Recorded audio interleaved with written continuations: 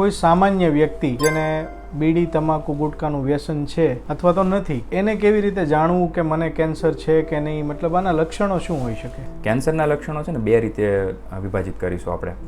એક કેન્સર એવા હોય કે જેના જનરલ લક્ષણો હોય, સામાન્ય લક્ષણો હોય, અને એક કેન્સર એવા હોય એના સ્પેસિફિક હોય. સ્પેસિફિક લક્ષણો કે સ્પેસિફિક એટલે કેન્સર ક્યાં છે એના આધારે. ધારો કે આપણે મોઢાના આપણા સુરતની અંદર જડબાના કેન્સર બહુ છે તમાકુની આદતને કારણે. તો મોઢાનું કેન્સર હોય તો મોઢામાં ચાંદા પડવા. એ ચાંદું કેવું કે રૂજાય નહીં.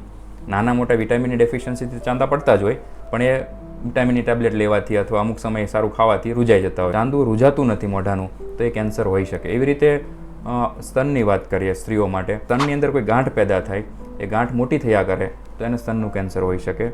ફેફસાનું હોય તો ફેફસાની અંદર વ્યક્તિને ખાંસી આવ્યા કરે.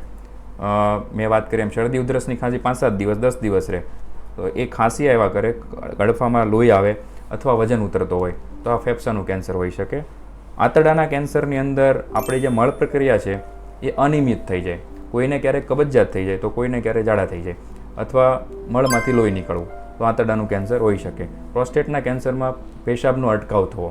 આ બધા જે સામાન્ય કેન્સરની મેં વાત કરી. પછી રેર કેન્સર હોય એના જ્યાં કેન્સર પેદા થયું છે, ધારો કે લોહીનું કેન્સર છે તો લોહીના કેન્સરની અંદર પ્લેટલેટ ઘટી જવાથી ગમે ત્યાંથી લોહી નીકળે, બ્લીડિંગ થાય, લોહી ઘટી જવાથી બહુ બધો થાક લાગે. તો આ કેન્સરના પ્રકારના આધારે લક્ષણો પેદા થતા હોય છે.